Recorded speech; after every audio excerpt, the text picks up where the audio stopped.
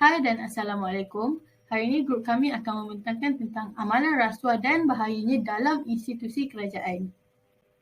Hai dan Assalamualaikum. Nama diberi Puteri Atika Izzati binti Tuan Syamuddin dan nombor matrik saya adalah 2022937761. Assalamualaikum, nama saya Siti Nur Izzati binti Zaidi. Nombor matrik saya 2022949889. Assalamualaikum, nama saya Muhammad Afiq Aiman bin Muhammad Zul. Nombor matrik saya adalah 2022 912 dan 647. Assalamualaikum warahmatullahi wabarakatuh. Nama saya Muhammad Syafiq bin Muhammad Mustamam. Saya punya nombor matrik ialah 2022930735. Pengalaman untuk amalan rasuah dan bahayanya dalam institusi kerajaan. Apakah maksud rasuah? Rasuah ialah penyalahgunaan kuasa oleh penerima dan pemberi untuk kepentingan peribadi. Ianya adalah ketidakjujuran atau penipuan oleh mereka yang mempunyai kuasa yang lebih besar. Minumnya rasuah mudah menular ke dalam sistem kehidupan masyarakat sehingga boleh membinasakan sesebuah kerajaan dan negara seperti isu skandal Telekom Ship iaitu LCS, 1MDB dan projek solar hybrid di Sarawak. Seterusnya adalah definisi rasuah. Apakah itu rasuah? Rasuah adalah suatu bentuk hadiah yang diberikan oleh seseorang untuk melakukan sesuatu kerja dan dianggap sebagai penghargaan. Rasuah seringkali terjadi melibatkan penipuan yang dilakukan oleh mereka yang mempunyai pengaruh atau kuasa besar dalam sesuatu organisasi. Rasuah juga sering diperkatakan di dalam kalangan rakyat dan juga banyak yang berkaitan dengan ahli politik. Selain daripada itu, rasuah juga boleh diberi dalam pelbagai bentuk seperti wang tunai, hadiah, undian, tawaran pekerjaan serta diskaun. Seterusnya adalah Akta Kesalahan Rasuah. Seperti yang kita tahu, di Malaysia terdapat Suruhanjaya Pencegahan Rasuah Malaysia iaitu SPRM yang bertindak untuk mengendalikan masalah ataupun kes-kes berkaitan rasuah di Malaysia. SPRM juga merupakan tonggak utama bagi menghapuskan gejala rasuah di dalam negara. Terdapat 4 Akta Kesalahan Rasuah yang telah diutarakan oleh SPRM. Yang pertama di bawah Seksyen 16 dan 17A Akta SPRM 2009 iaitu meminta atau menerima rasuah. Yang kedua adalah di bawah Seksyen 17B Akta SPRM 2009 iaitu menawar atau memberikan suapan. Yang ketiga adalah Seksyen 18 Akta SPRM 2009 iaitu mengemukakan tuntutan palsu. Dan yang keempat adalah di bawah Seksyen 23 Akta SPRM 2009 iaitu menggunakan jawatan atau kedudukan untuk suapan pegawai badan awam. Jika disabit kesalahan, orang tersebut boleh dikenakan hukuman penjara tidak melebihi 20 tahun dan juga didenda tidak kurang 5 kali ganda nilai rasuah atau RM10,000. Sebagai contoh, seseorang itu menerima rasuah RM1,000 dan hukumannya adalah penjara serta denda RM10,000. Hal ini kerana RM1,000 jika dikalikan dengan 5 bersamaan dengan RM5,000. Oleh itu, nilai yang diambil adalah RM10,000 kerana itu adalah nilai minimum bagi denda yang berkaitan dengan rasuah. Punca berlakunya rasuah. Rasuah berlaku apabila seseorang itu sangat memerlukan sesuatu terutama ruang dan peluang. Sebagai contoh, seseorang atau penjawat awam sengaja melambatkan kerja untuk mendapatkan rasuah untuk menyelesaikan sesuatu dengan lebih cepat. Bukan sahaja dari segi pekerjaan, malah gaji yang rendah juga menggalakkan individu mencari rasuah bagi meningkatkan lagi pendapatan mereka. Yang rasuah termasuk faktor peribadi sosial dan budaya. Kemungkinan mereka sering menerima hadiah dari seseorang setiap kali ada majlis atau sebarang perayaan. Kalau yang demikian, mungkin hari itu memberi peluang kepada penerima rasuah dan berasuah untuk menawarkan rasuah sama ada diminta, disogok atau digoda tanpa disedari. Terakhir ialah wujudnya birokrasi dalam sistem kerajaan yang secara tidak langsung memberi peluang kepada pegawai kerajaan di semua peringkat. Hal ini berlaku kerana proses pentadbiran melalui banyak saluran. Apabila hal demikian berlaku, Pemprosesan permohonan sudah tentu akan mengambil masa yang lama. Sangat mudah untuk memberi rasuah kepada orang yang terpencil atau mahu penyelesaian segera, dengan harapan pemberi rasuah akan mendapat keutamaan dalam permohonan itu. Olehnya demikian, keadaan itu sudah tentu akan menimbulkan rasa dendam di kalangan mereka yang tidak terlibat dengan rasuah itu. Perlu diketahui bahawa rasuah merupakan antara perbuatan yang keji dan dilarang dalam agama kita. Firman Allah Subhanahu Wa Taala dalam surah Al-Baqarah ayat 188 tafsirnya, dan janganlah kamu makan harta orang lain antara kamu dengan jalan yang batil, dan janganlah kamu menghulurkan harta kamu memberi rasuah kepada hakim-hakim supaya kamu dapat mengambil sebahagian daripada harta orang dengan cara berbuat dosa padahal kamu mengetahui salahnya. Kesan bahaya rasuah kepada seseorang individu adalah meruntuhkan lagi akhlak dan peribadi mulia seseorang insan dan keluarga. Imej seseorang akan dipandang rendah oleh orang lain. Hal ini kerana individu yang terlibat dalam jenayah rasuah akan dikenakan tindakan undang-undang melalui Akta Pencegahan Rasuah 1997. Individu yang didakwa dan terbukti kesalahannya boleh dipenjara atau didenda. Pelaku rasuah juga akan diisytiharkan muflis, selain kehilangan pekerjaan juga akan kehilangan kepercayaan masyarakat. Seterusnya, bahaya rasuah kepada masyarakat adalah mengakibatkan kezaliman dan ketidakadilan dalam kalangan masyarakat. Ini disebabkan rasuah itu menafikan hak-hak orang tertentu seperti orang yang tidak mempunyai kelayakan untuk memikul suatu amanah atau pekerjaan itu boleh menjadi layak. Tambahan lagi dapat menjauhkan jurang perbezaan di antara golongan miskin dan kaya. Lazimnya golongan yang kaya mempunyai sumber kewangan yang banyak untuk mempengaruhi keputusan-keputusan yang dibuat oleh pegawai kerajaan, lalu membolehkan mereka memperoleh lebih banyak peluang yang ditawarkan oleh kerajaan walaupun kadang-kadang mereka tidak berhak mendapatkannya. Keadaan ini akan menimbulkan ketidakadilan sosial yang akhirnya akan menjadi integrasi nasional. Seterusnya, bahayanya rasuah terhadap sesebuah negara adalah mengakibatkan ekonomi negara terjejas. Masalah rasuah boleh mengakibatkan pelabur-pelabur luar tidak berminat untuk melabur di negara yang terlibat dengan masalah tersebut, terutamanya negara sedang membangun seperti Malaysia. Akibatnya, peluang pelaburan akan terlepas ke negara lain dan secara tidak langsung membantutkan perkembangan ekonomi negara. Selain itu, bahayanya rasuah juga dapat menjejaskan kecekapan dan integriti dalam pentadbiran. Sebagai contoh, jika seseorang itu telah diberi amanah dan tetapi dia melupakan perbuatan jenayah dan mengamalkan rasuah dalam pentadbiran, maka perkara ini sudah setentunya akan menjejaskan keselamatan sesebuah organisasi maupun negara kerana segala prosedur kerja, peraturan dan undang-undang tidak dipatuhi sehingga perkara yang dicegah dan dilarang itu dibenarkan dan perkara yang haram itu dianggap sebagai sesuatu yang halal. Seterusnya ialah isu rasuah dalam kerajaan.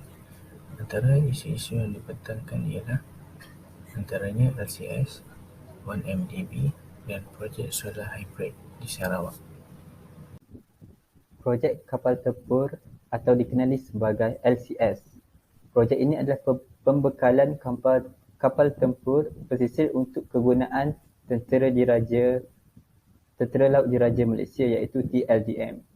Isu yang menjadi satu permasalahan yang agak besar adalah di mana ia membabitkan dana sebanyak lebih 21 juta. Pada 4 Ogos yang lalu, Jabatan Kuasa Kira-kira Wang Negara PAC telah mendedahkan 9 prosiding berhubung isu LCS yang bermula pada 18 November 2020 mendapati tiada satu pun kapal LCS yang siap walaupun dibayar sebanyak RM6.083 bilion untuk menyiapkan 5 kapal dan seharusnya diserahkan pada Ogos 2022. 6 buah LCS yang dibukakan oleh Boston Naval Shipyard Sdn Bhd iaitu BNS menjadi isu yang panas selepas pendedahan bahawa projek berkenaan yang sepatutnya disiapkan pada tempoh 10 tahun pada 3 Oktober 2013 hingga 2 Oktober 2023 hanya disiapkan pada kadar 53.29% setakat 31 Mei 2019. Perolehan kewangan kerajaan yang dinyah klasifikasikan, Kementerian Pertahanan telah membayar sebanyak 5.94 bilion kepada BNS daripada kos keseluruhan projek berkenaan yang berjumlah RM9.13 bilion RM9.13 bilion setakat ini, mengikut laporan siasatan jawatankuasa siasatan tadbir urus. Bekas Parlimen Tentera Diraja Malaysia didakwa atas 3 pertuduhan pecah amanah membabitkan isu LCS. Pesalah atau dikenali sebagai Tan Sri Ahmad Ramli Muhammad Noor yang juga pengarah Posted Naval Shipyard Sdn Bhd yang mengaku tidak bersalah atas pertuduhan yang dijatuhkan. Beberapa pertuduhan tersebut adalah beliau melakukan pecah amanah ke atas harta iaitu dana Posted Naval Shipyard Sdn Bhd dengan meluluskan pembayar berjumlah RM13541140 ke akaun syarikat Setaria Holding Limited tanpa kelulusan ahli lembaga pengarah. Selain itu, tanpa kelulusan ahli lembaga pengarah, beliau juga meluluskan pembayaran berjumlah RM1360716 ke akaun syarikat GSD Corporation Pte Ltd. Dan akhir sekali, beliau juga meluluskan pembayaran berjumlah RM6182,295 ke akaun syarikat Sosmarine Armada tanpa kelulusan ahli lembaga pengarah dan didakwa melakukan pecah amanah jenayah ke atas harta dana Posted Naval Shipyard Sdn Bhd. One Malaysia Development Berhad atau juga dikenali sebagai 1MDB merupakan syarikat pembangunan strategik milik penuh kerajaan Malaysia melalui Kementerian Kewangan Malaysia. Sehingga April 2015, 1MDB telah terpalit dengan pelbagai kontroversi yang memberikan imej negatif kepada kerajaan Malaysia. 1MDB memberi tumpuan kepada projek pembangunan strategik terutamanya dalam pembangunan sumber tenaga, harta tanah, pelancongan dan agrobisnes. Sejurus hal ini, 1MDB telah membuat beberapa pinjaman dalam menjayakan 1MDB. Kaitan rasuah dengan 1MDB, jika dicampur semula semua aset 1MDB yang sedia ada, ia boleh dikatakan berjumlah 52 bilion ringgit Malaysia sekiranya dicairkan. Namun, persoalannya, bagaimana 1MDB dapat membeli tanah TR8 dan lapangan terbang 7DM di Sungai Besi pada kadar harga yang terlalu rendah daripada harga pasaran sebenar. Namun, 1MDB hanya boleh menggunakan wang cairan aset untuk membayar balik pinjaman sekiranya ia berjaya menjualnya sebagai tanah atau selepas pembangunan. Setakat bulan April 2015, kemajuan TRA adalah sangat perlahan dan tidak ada kerja dilakukan di atas tanah Sungai Besi. Maka secara logiknya, tiada sebarang jenaan wang akan berlaku ketika proses pembinaan dan pembangunan. Hanya kadar aliran wang keluar yang dijangka terus melambung dan mungkin menambahkan lagi jumlah hutang wang MDB. Namun, berdasarkan harga semasa hartanah dan projek, jumlah keseluruhan pinjaman yang sepatutnya berada dalam tanggungan 1MDB adalah kira-kira 42 bilion ringgit Malaysia. Susulan itu, pada 28 Julai 2020, mantan Perdana Menteri iaitu Datuk Seri Najib didapati bersalah atas 7 pertuduhan salah guna kuasa, pecah amanah dan pengubahan wang haram membabitkan dana bernilai 42 juta ringgit Malaysia milik SRC International SDN BHD. Pada 8 Disember 2021, Mahkamah Rayuan mengekalkan sabitan dan hukuman penjara 12 tahun serta denda 210 juta ringgit Malaysia yang dijatuhkan ke atas Datuk Seri Najib bagi kesalahan itu. Pada 23 Ogos 2022, Datuk Seri Najib dihantar ke penjara Kajang untuk menjalani hukuman penjara selepas Mahkamah Persekutuan mengekalkan sabitan dan hukuman tersebut. Isu yang seterusnya adalah projek solar hybrid di Sarawak. Projek ini telah dilaksanakan pada 1 Januari 2017 oleh JPAC Holding Sdn Bhd. Projek ini juga bernilai RM1.25 bilion termasuk cukai barang dan perkhidmatan atau lebih dikenali sebagai GST. Tujuan projek ini adalah untuk membekalkan tenaga elektrik kepada 369 buah sekolah dalam tempoh 3 tahun di pedalaman Sarawak. Jadi, apa kaitan projek ini dengan rasuah? Datuk Seri Rosmah Mansor iaitu isteri kepada bekas Perdana Menteri yang ke-6, Datuk Seri Najib Tun Razak telah disabit 3 pertuduhan rasuah dalam kes ini. Antaranya adalah meminta rasuah wang tunai sebanyak RM187.5 juta. Yang kedua adalah menerima rasuah RM1.5 juta. Dan yang ketiga adalah menerima suapan 5 juta daripada individu yang sama menerusi bekas pegawai khas suaminya iaitu Datuk Rizal Mansor atas bantuannya mendapatkan projek yang sama di tempat yang sama iaitu Jalan Langgak Duta. Apakah masalah projek solar hybrid ini selain rasuah? Yang pertama, projek ini tidak melalui perundingan harga dengan Kementerian Pendidikan. J-PAC Holding sendiri telah menetapkan kos pelaksanaan projek tersebut. Malah, projek ini juga telah dilaksanakan atas arahan serta kelulusan bekas Perdana Menteri yang ke-6 iaitu Datuk Seri Najib Tun Razak. Yang kedua, ia tidak memenuhi proses kerja rundingan harga sebelum surat setuju terima ataupun SST dikeluarkan. Dan akhirnya, projek ini telah tertangguh setelah kerajaan bertukar. Sehinggakan Datuk Seri Abdul Karim Rahman Hamzah meminta untuk meneruskan pelaksanaan projek tersebut bagi membukakan tenaga elektrik di sekolah-sekolah pedalaman di Sarawak. Akhir sekali, antara usaha-usaha untuk membendung rasuah ialah memberikan pendidikan kepada masyarakat umum tentang amalan rasuah. Masyarakat hendaklah mengetahui cara-cara seseorang yang ingin memerlukan rasuah. Ini perlu dijelaskan dan diingatkan kepada setiap anggota masyarakat, khususnya dalam golongan muda. Walaupun mereka baru berumur sedang menjagung darah serta pembinaan, tetapi mereka merupakan generasi yang akan mewarisi kepimpinan negara ini. Sekiranya setiap rakyat mampu menilai sama ada sesuatu tidak ikut kepada rasuah, barulah budaya atau amalan rasuah di negara ini dapat ditindas dan dibendung sehingga ke akar umbi. Seterusnya ialah sektor awam hendaklah beroperasi secara jujur, telus dan bertanggungjawab. Contohnya, projek yang disiapkan pada kos yang minima kerana terlalu banyak sarahan kerja dan orang awam yang hanya mendapatkan infrastruktur yang ala kadar. Situasi ini sepatutnya boleh dielakkan jika kaki tangan awam, terutamanya pemimpin negara, melantik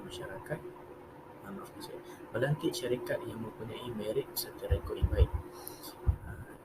Ialah Suruhanjaya Pencegahan Rasuah Malaysia iaitu SPRM hendaklah memainkan peranan yang penting dalam membendung rasuah di negara ini sebagai penguatkuasa yang memantau dan bertindak ke atas alas berlaku yang melibatkan rasuah.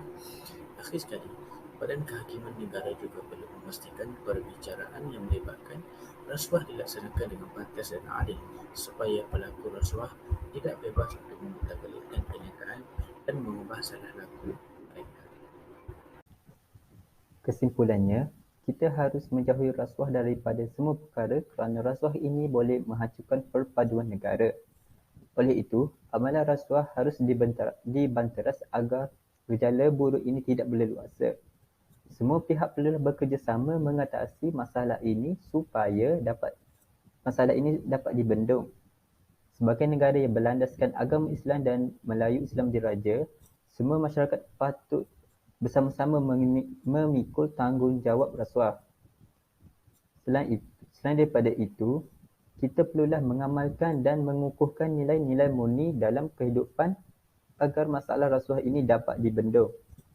Pihak atasan atau yang berkuasa perlulah bertanggungjawab untuk menangani masalah ini dengan lebih cekal bagi memastikan masalah ini tidak terjadi.